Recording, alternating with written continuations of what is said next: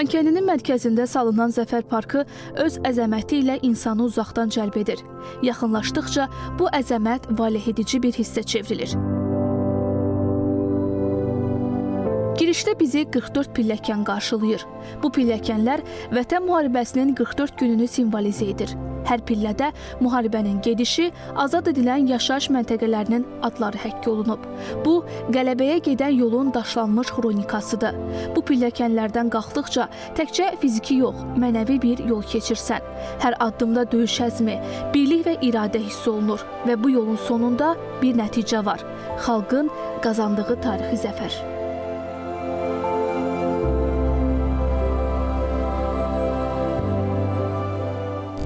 Zəfər tağına gəldikdə isə təbii ki, hündürlükdə 44 metrdir və burada 10 mərtəbədən ibarətdir. Terasda isə 8 rəqəmi, yəni 8 noyabr Zəfər günümüz bir simvolik şəkildə o əks olunub konstruksiya şəklində. 9-cu mərtəbəsində isə Zəfər qalereyası, rəsm sərgi zalı var.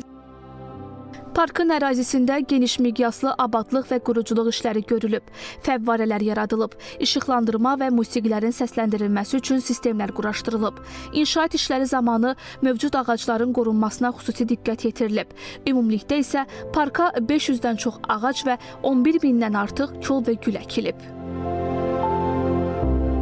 Xankəndində iqlim də öz sözünü deyir. Səhər günəş və quş səsləri ilə başlayan gün, günortaya doğru dumanın gəlişi ilə tamam başqa ovqatla davam edir. Elə bir duman çökür ki, məsafələr itir, göz gözü görmür. Amma parka üst tutanlar öz nəfəsləri ilə şaxtalı havaya istilik qatırlar.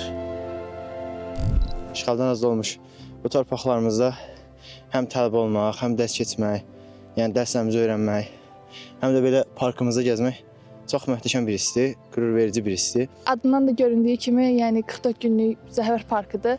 Hər bir pilləkənində azad olunmuş torpaqlarımızın adı yazılıb. Bu çox incə düşünülmüş bir məqamdır və buna görə də çox qürur duyuruq hər bir addımımızı atdıqda, onların hər birini oxuduqda. Abidə 44 günümüzü simvolizə eləyir. Mən özüm Qarabağ Universitetinin Mühəndislik Fakültəsinin elektrik və elektronika ixtisası 2-ci kurs tələbəsiyəm. Burada yaşamaq özü də bir qürurverici bir hissdir və bundan biz qürur duyuruq Qarabağ Universitetinin tələbələri olaraq.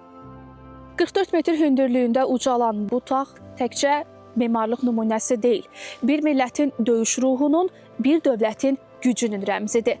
Bu tağ həm qələbənin möhrü, həm də gələcəyə ünvanlanan bir mesajdır. Biz əbədi qayıtmışıq mesajı.